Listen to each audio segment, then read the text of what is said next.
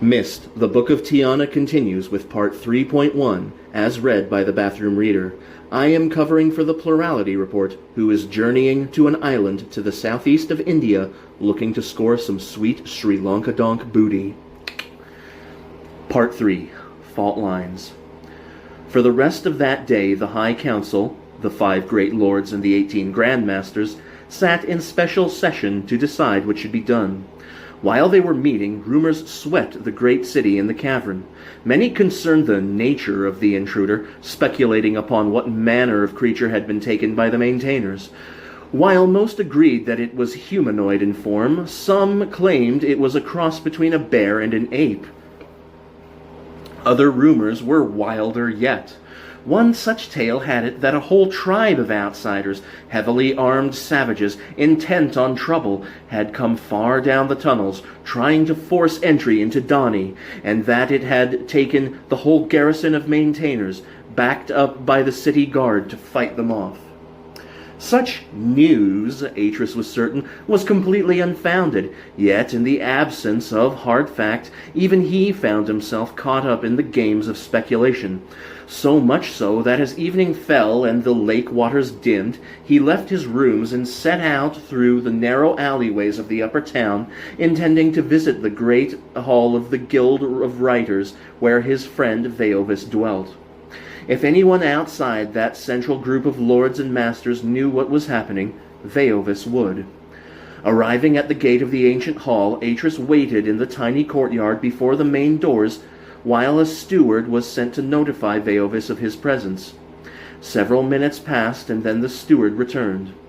Atris followed him through between high, fluted pillars and along a broad mosaic path that bisected Rhinaref's hall, the first of 5 great halls named after the greatest of the guild's sons. Like most of the ancient guild halls, the Hall of the Guild Writers was not a single building, but a complex of interlinked buildings and rooms, some of them cut deep into the face of the great cavern. As Atris ventured further into the complex, he climbed up narrow flights of ancient steps, the stone of which seemed almost to have been melted over time, like wax, eroded by the passage of countless feet over the 6 millennia of Dani's existence. Here, in this great sprawl of ancient stone, 2,000 guildsmen lived and ate and slept. Here they were educated, here went about the simple daily business of the guild. Here also were the book rooms and great libraries of the guild, the like of which could be found nowhere else in Dani. Walking through its ancient hallways, Atris felt the huge weight of history that lay behind the Writers' Guild. Though the writers claimed no special privileges, nor had a greater voice than any other on the council, it was held to be the most prestigious of the 18, and its members had a sense of that. To be a writer, that was the dream of many a Dani boy. The steward slowed, then stopped before a door. Turning to Atris, he bowed again. "We are here, master." Atris waited while the steward knocked. A voice, Veovis's, called from within. "Enter!" The steward pushed the door open a little and looked inside. "Forgive me, Guildmaster, but it is Master Atris from the Guild of Surveyors." "Show him in." As the steward pushed the door back, Atris stepped forward. Veovis was in his chair on the far side of the big, low-ceilinged study. Books filled the walls on every side. A portrait of Rakeri, Veovis's father, hung on the wall behind a huge oak-topped desk. In tall-backed chairs close by sat 2 other men, one old, one young. The elder Atris recognized as Leonis, Veovis's tutor and chief advisor. The younger was Swarnir, Veovis's maintainer friend. "Ah, Atris," Veovis said, getting up, a broad smile lighting his features. "Welcome, dear friend." Atris heard the door close quietly behind him. "Forgive me for intruding, Veovis, but I wondered if you had any news." Veovis came over and took his hands, then, stepping back, gestured toward the chair beside his own. "It is curious that you should arrive just at this moment. Swanir has just come from the guild house. It seems the High Council has finished deliberating. A notice is to be posted throughout the city within the hour." "So what is the news?" Veovis sat, The smile had gone from his face. "There are to be special hearings before the council." Atris sat, looking to his friend. "Hearings? What kind of hearings?" Veilvis shrugged. "All I know so far is that the outsider is to be interrogated, and that we, as council members, will be allowed to witness the interrogation. My assumption is that the questions will have to do with the nature of life on the surface." "He speaks Dani?" "No, not a word. And it is not a he, Atris. The outsider is a female." Atris blinked with surprise. "A woman?" "A girl. A young girl, so I am told. Barely out of infancy." Atris shook his head. It was difficult to believe that anyone, let alone a young girl, could have made her way down from the surface. He frowned. "But if she speaks no Dani, then how are we to question her?" "Who can say?" Veilvis answered, the slightest hint of irony in his voice. "But it appears she is to be handed over to the Guild of Linguists. They are to try to make sense of her strange utterances. That is the idea, anyway. Personally, I would be surprised if she does more than a grunt for her food when she wants it." "You think so?" "Oh, I am quite certain of it, Atris. Word is that she is a rather large-boned animal and totally covered in hair." "In hair?" Veilvis nodded. "But I guess that too is to be expected, no? After all, one would need some kind of special covering to protect the body against the elements, wouldn't one?" "I suppose so." "And besides, some creatures find that attractive, or so I am told." There was laughter, but Atris was silent, wondering just what the circumstances would force a young girl, whatever her species, to venture down the tunnels. It was not, after all, what one would expect. "Is there any way I could see her?" Atris asked. "I doubt it," Veilvis answered. "Word is she is being kept on an island in the cavern of Irat. The linguists will have her locked away for months, no doubt. You know how thorough they are." "Besides," Veilvis went on, "it is unlikely any of us will get a glimpse of her before the hearings. If what Swanir says is true, almost half of the High Council were in favor of shipping her out to a prison age straight away, and having done with the matter. Only Lord Ennia's personal intervention prevented such a course." "But she's only a girl." "Sentiment, Atris," Swarnir chipped in. "Pure sentiment. A girl she may be, but she is not Dani. We cannot attribute her with the same intelligence or sensitivity we Dani possess. And as for her being only a girl, you cannot argue that. Her mere existence here in Dani has thrown the people into turmoil. They talk of nothing else, nor will they until this matter is resolved. No, her arrival here is a bad thing. It will unsettle the common people." Atris was amazed by Swarnir's vehemence. "Do you really think so, Swarnir?" "Swanir is right, Atris," Veilvis said quietly. "We might joke about it, but this issue is a serious one, and had my own opinion been sought, I too would have advocated placing her somewhere she can trouble the public imagination as little as possible." Atris sighed. "I hear what you are saying. Maybe it will unsettle people. Yet it would be a great shame, surely, if we did not attempt to discover all we can about the conditions upon there on the surface." "We know that it is inhabited. Is that not enough?" Atris looked down. He did not want to be drawn into an argument with his friend over this issue. "Still," Veilvis added when he did not answer, "the matter is out of our hands, old friend? The High Council have decreed that there shall be hearings, and so there shall, whether I will it or no. Let us pray, then, that the linguists, good men though they are, fail to make sense of the creature this one time." Atris glanced up and saw that Veilvis was smiling teasingly. Slowly that smile faded. "Nothing but trouble can come of this, Atris. I warrant you. Nothing but trouble."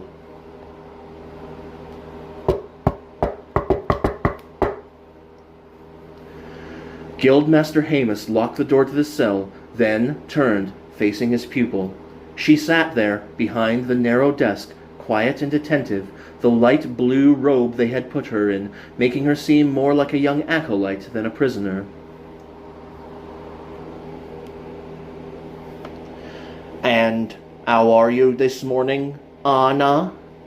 "I am well, Master Hamus," she answered, the slight harshness in her pronunciation still there, but much less noticeable than it had been. Thokenem nava, she said. How are you, master? Hamus smiled, pleased with her. They had begun by trying simply to translate her native speech, to find Donny equivalents for everyday objects and simple actions, but to his surprise she had begun to turn the tables on them, pointing to objects and, by means of facial gesture, coaxing him to name them. The quickness of her mind had astonished them all. By the 8th week, she had been speaking basic Donny phrases. It was baby talk, true, but still quite remarkable considering where she came from. 20 weeks on, and she was almost fluent. Each day she extended her vocabulary, pushing them to teach her all they knew. Is it just you today, Master Hamus? Hamus sat, facing her. Grandmaster Giran will be joining us later, Anna. But for the first hour it is just you and I. He smiled. So, what shall we do today? Her eyes, their dark pupils still disturbingly strange after all this time, stared back at him. The book you mentioned, the Rehevkor, might I see a copy of it? The question disconcerted him. He had not meant to tell her about the Donny lexicon. It was their brief to tell her as little as possible about Donny ways, but she was such a good pupil that he had relaxed his guard. That will not be easy, Anna. I would have to get permission from the council for such a step. Permission? Hamus looked down, embarrassed. I should not, perhaps, tell you this, but I should not have mentioned the existence of the Rehevkor to you. It was a slip. If my fellow masters should discover it. You would be in trouble?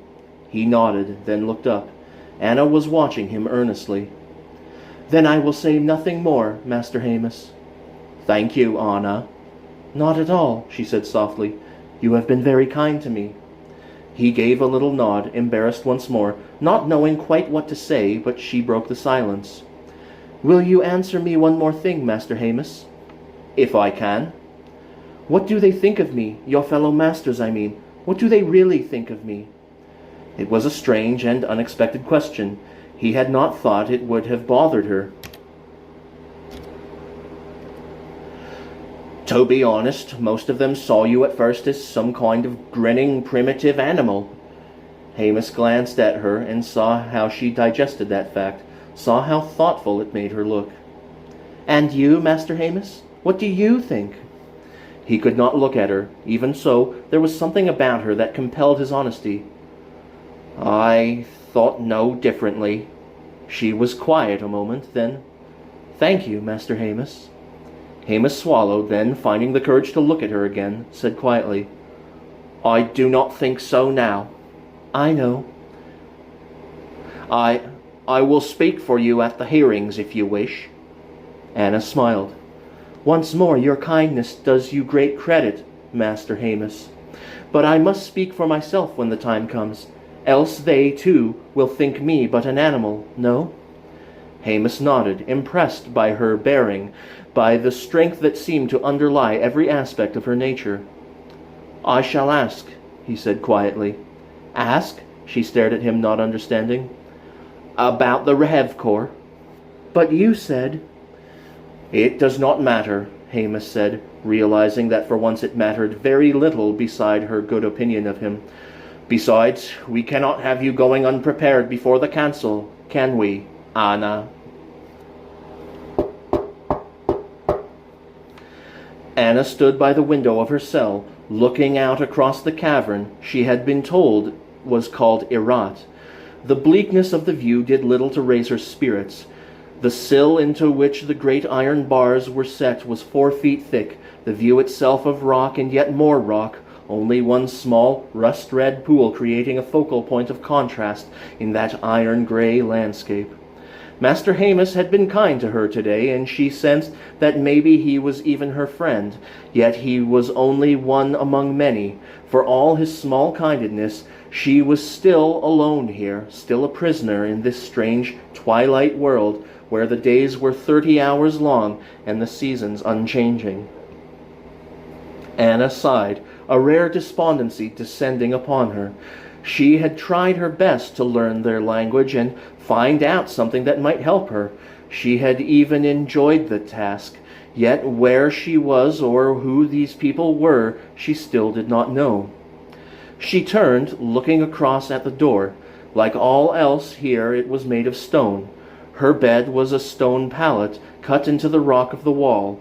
Likewise, a small shelf table had been cut from the stone. On the bed was a thin blanket folded into squares, and a pillow. On the table was a jug of water and a bowl. Anna walked across and sat on the edge of the stone pallet, her hands clenched together between her knees. For a time she sat there, staring blankly at the floor. Then she looked up. The door had opened slightly, unnoticed by her. An elderly man now stood there, tall, dignified, in a long dark cloak, edged with the same shade of burgundy the guards who had captured her had worn. His eyes, like theirs, were pale. His face, like theirs, was tautly fleshed, the bone structure extremely fine, as if it was made of the most delicate porcelain. His long gray-white hair, like theirs, was brushed back neatly from a high, pale brow. But he was old, far older than any of those she had seen so far. She could see the centuries piled up behind that thin-lipped mouth, those pale, cold eyes. She waited, expecting him to talk, but he merely looked at her, then, as if he had seen enough, glanced around the cell. Behind him, in the half-shadows of the passageway, stood Master Hamus and one of the guards. He took a step toward the door. As he did, Anna stood, finding her voice. "Forgive me, sir, but might I draw you?" He turned back, a look of surprise in those pale, clear eyes. "My sketch-pad," she said. "It was in my knapsack together with my charcoal sticks. It would help me pass the time if I had them." There was the slightest narrowing of his eyes, then he turned and left the cell. The door swung silently shut. Anna sat again, feeling more depressed than ever. She had seen the unfeeling coldness in the old man's face, and sensed that her fate had been sealed in that brief moment when he had looked at her. "So what now?" She spoke the words quietly, as if afraid they would be overheard, yet she had little more to fear now. She let her head fall, for an instant or two sinking down into a kind of stupor where she did not need to think. But then the image of the old man's face returned to her. She recalled his surprise, that narrowing of the eyes, and wondered if she had somehow made a brief connection with him. "Miss?" Anna looked up, surprised to be spoken to after so lengthy a silence. Again, there had been no warning of the woman's presence before she had spoken. "Here," the woman said, stepping across and placing a tray onto the table at Anna's side. The smell of hot soup and fresh-baked bread wafted across to Anna, making her mouth water. As the woman stepped back, Anna stood, surprised to see that instead of the usual sparse fare, this time the tray was filled with all manner of foods, a tumbler of bright red drink, another of milk, a small granary loaf, and more. Anna turned to thank the woman, but she was gone. A guard now stood there in the doorway, expressionless, holding something out to her. It was her sketch-pad and her charcoals. Astonished, she took them from him, nodding her head in thanks. She had asked 100 times, but no one had listened to her until now. The door closed behind the woman. Anna put her things down, then, taking the tray onto her lap, began to eat.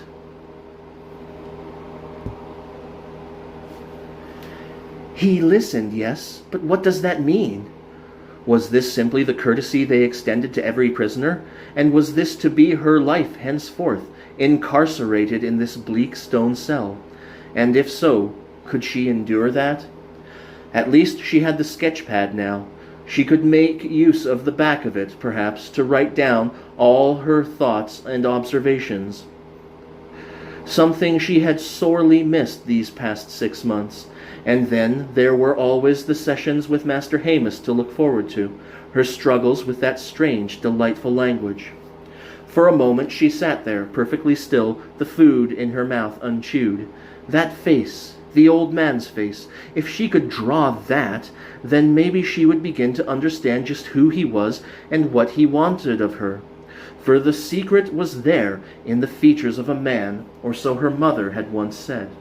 Stone-faced, he'd seemed, yet if she could chip the surface stone away and see what lay behind. Anna set the tray back on the table, then yawned, feeling suddenly tired, in need of sleep. She would make the sketch later, when she woke. Unfolding the blanket, Anna stretched out on the pallet and lay it over her, closing her eyes. In a moment she was asleep.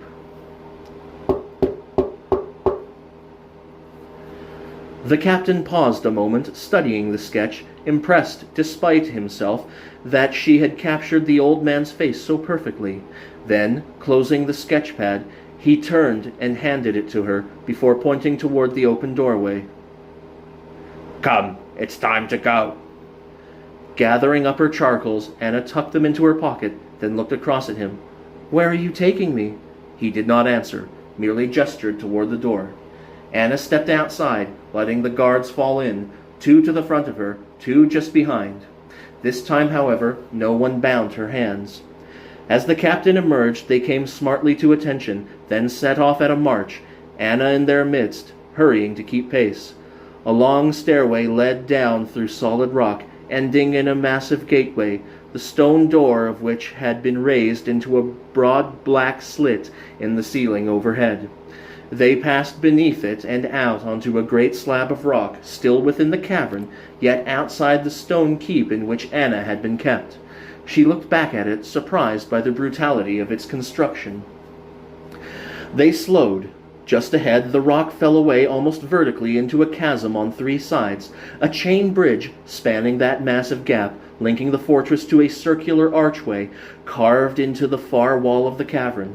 Stepping out onto the bridge, Anna looked down, noting the huge machines that seemed to squat like black-limbed fishermen beside dark fissures in the earth. Machines, no doubt, like those she had found up near the surface. There were buildings down there too, and chimneys and huge piles of excavated rock, like a giant's building blocks all far below the narrow swaying bridge. She was not afraid of heights nor of falling, but even if she had, the guards would have paid no heed. They moved on relentlessly, nudging her when she was not quick enough. The arch in the far wall proved to be ornamental. Just beyond the great carved hoop of stone lay a wall of solid rock, black marble, polished smooth. She thought perhaps they would stop, but the captain marched on as if he would walk straight through the rock itself. As they passed beneath the arch, however, he turned abruptly to the right into deep shadow. More steps led down. At the foot of them was a door. As he unlocked it, Anna looked to the captain, wanting to ask him where they were taking her and what would happen there, but he was like a machine, distant and impersonal, programmed to carry out his tasks efficiently and silently, his men mute copies of himself, each face expressionless. She understood. They did not like her, nor did they wish to take the chance of liking her. Beyond the door, the passage zigzagged through the rock, small crescent lamps set into the stone, and then they were outside again into another cavern. Anna stepped out, looking about her. A great bluff of rock lay to her right, obscuring the view. To her left, just below her and about 100 yards or so away, a broad coil of water cut its way through a steep-sided chasm. It was not as dark here as in the first cavern. She did not understand that at first. Then, to her surprise, she saw how the water gave off a steady glow that underlit everything. They went down the bare, rocky slope, then along a path that led to a stone jetty. There, at the foot of a flight of steep black basalt steps, a long, dark, elegant boat was anchored, the chasm walls towering above it. 4 burgundy-cloaked oarsmen waited patiently on their bench seats, their oars shipped. A burgundy-colored banner hung limply from the stern of the boat. Beside the ornamental cabin, a strangely intricate symbol emblazoned in gold in its center. Anna stared at it as she clambered aboard, intrigued by its complexity. "Where are we?" she asked. The captain turned to her, giving her a cold, hard look, his eyes suspicious of her.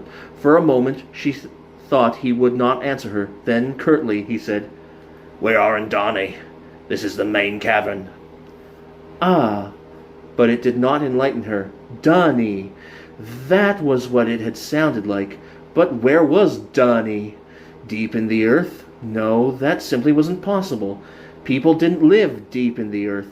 Under the rock, or did they? Wasn't that, after all, what she had been staring at every day for these past 6 months? Rock and yet more rock. The securing rope was cast off. The oarsman to her left pushed away from the side. Suddenly they were gliding down the channel, the huge walls slipping past her as the oars dug deep in unison. Anna turned, looking back, her eyes going up to the great carved circle of the arch that had been cut into the massive stone wall of the cave, a counterpart, no doubt, to the arch on the far side. The wall itself went up and up and up. She craned her neck, trying to see where it ended, but the top of it was in shadow. She sniffed the air, cool, clean air, like the air of the northern mountains of her home. Outside. They had to be outside, yet the captain had said quite clearly that this was a cavern. She shook her head in disbelief. No cavern she had ever heard of was this big. It had to be miles across. Turning, she looked to the captain. He was standing at the prow, staring directly ahead. Beyond him, where the channel turned to the right, a bridge had come into view, a pale lace-like thing of stone spanning the chasm, the carving on its 3 high-arched spans as delicate as that on a lady's ivory fan.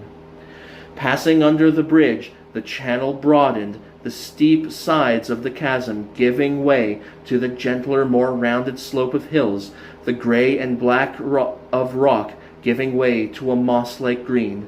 Ahead of them lay a lake of some kind, the jagged shapes of islands visible in the distance, strangely dark amid that huge expanse of glowing water. At first Anna did not realize what she was looking at. Then, with a start, she saw that what she had thought were strange outcrops of rock were, in fact, buildings, strangely shaped buildings that mimicked the flowing forms of molten rock, buildings that had no roofs. That last made a strange and sudden sense to her. So they were inside, and the water, of course, something must be in the water to make it glow like that. As the boat glided out onto the lake itself, Anna took in for the first time the sheer scale of the cavern. "It's magnificent," she said quietly, awed by it. The captain turned, glancing at her, surprised by her words. Then, as if conceding something to her, he pointed to his right. "There, that is where we are headed, see? Just beyond the bluff. It will come into sight in a moment." There was a pillar of some kind, a lighthouse maybe, or a monument, just beyond the great heap of rock that lay directly to their right, the top of it jutting up above the bluff. Yet as they rounded the headland, she saw with astonishment that the pillar was not as close as she had presumed. Indeed, it lay a good 2 or 3 miles distant. "But it's over 350 spans high." Anna stared at the great column of twisted rock that lay at the center of the glowing lake. 350 spans! That was over a mile by her own measure. Somehow it didn't seem natural. The rock looked as if it had been shaped by some giant hand. Looking at it, she wasn't sure whether it was hideous or beautiful. Her eyes were not trained to appreciate so alien an aesthetic. "What is it called?" "The ancients called it Agura," he answered, "but we simply call it the island. The city is beyond it to its right." "The city?" But it was clear that he felt he had said too much already. He looked away, falling silent once again, only the swish of the oars in the water and the creak of the boat as it moved across the lake, breaking the eerie silence. Veovis sat in the corridor outside Lord Ennia's study, waiting while beyond the door the elders finished their discussion. He had been summoned at a moment's notice, brought here in the great lord's own sedan. That alone said much. Something must have happened, something that the elders wished urgently to consult him about. Veovis smiled. He had known these men since childhood. He had seen them often with his father, in both formal and informal settings. They ate little and spoke only when a matter of some importance needed uttering. Most of what was said between them was a matter of eye contact and bodily gesture, for they had known each other now 2 centuries and more, and there was little they did not know of each other. He, on the other hand, represented a more youthful, vigorous strain of Dawny thinking. He was, as they put it, in touch with the living pulse of Dawny culture. Veovis knew that and accepted it. Indeed, he saw it as his role to act as a bridge between the 5 and the younger members of the council, to reconcile their oft differing opinions and come up with solutions that were satisfactory to all. Like many of his class, Veovis did not like nor welcome conflict, for conflict meant change, and change was anathema to him. The 5 had long recognized that and had often called on him to help diffuse potentially difficult situations before push came to shove. And so now, unless he was mistaken. As the door eased open, Veovis got to his feet. Lord Enia himself stood there, framed in the brightly lit doorway, looking out at him. Veovis, come. He bowed, his respect genuine. Lord Enia. Stepping into the room, he looked about him, bowing to each of the great lords in turn, his own father last of all. It was exactly as he had expected. Only the 5 were here. All others were excluded from this conversation. As Enia sat again in the big chair behind his desk, Veovis stood, feet slightly apart, waiting. It is about the intruder, Enia said without preamble.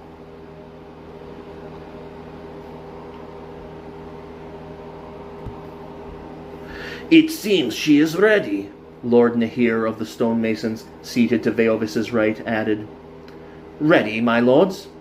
Yes, Veovis, Enia said, his eyes glancing from one to another of his fellows, as if checking that what he was about to say had their full approval. Far more ready, in fact, than we had anticipated. How so, my lord? She speaks Dawny, Lord Rahira of the maintainers answered. Veovis felt a shock-wave pass through him. I beg your pardon, Lord Rahira. But Rahira merely stared at him. Think of it, Veovis. Think what it means. But Veovis could not think. The very idea was impossible. It had to be some kind of joke, a test of him, perhaps. Why, his father had said nothing to him of this. Grand Master Giran of the Guild of Linguists visited us earlier today, Lord Enia said, leaning forward slightly. His report makes quite remarkable reading.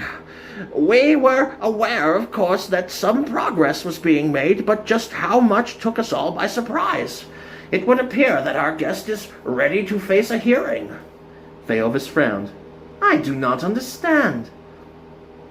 It is very simple, Lord Nahir said, his soft voice breaking in. We must decide what is to be done. Whether we should allow the young woman to speak openly before the whole council, or whether she should be heard behind closed doors by those who might be trusted to keep what is heard to themselves. The High Council? His father, Lord Rakari, laughed gruffly. No, Veovis. We mean the 5. Veovis went to speak, then stopped, understanding suddenly what they wanted of him. Lord Enia, watching his face closely, nodded. That's right, Veovis. We want you to make soundings for us. This is a delicate matter, after all. It might, of course, be safe to let the girl speak openly. On the other hand, who knows what she might say? As the custodians of Dawny, it is our duty to assess the risk. Veovis nodded, then. Might I suggest something, my lords? Enia looked about him. Go on. Might we not float the idea of 2 separate hearings, the first before the 5, and then a second, possibly, once you have had the opportunity to judge things for yourselves? You mean, promise something that we might not ultimately grant? The second hearing would be dependent on the success of the first. That way you have safeguards, and if things go wrong... Enio was smiling now, a wintry smile. Excellent, he said. Then we shall leave it to you, Veovis. Report back to us within 3 days.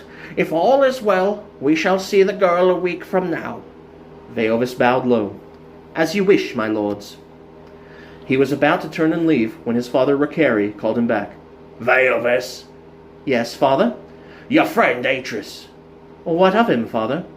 Recruit him if you can. He's a useful fellow and well-liked among the new members.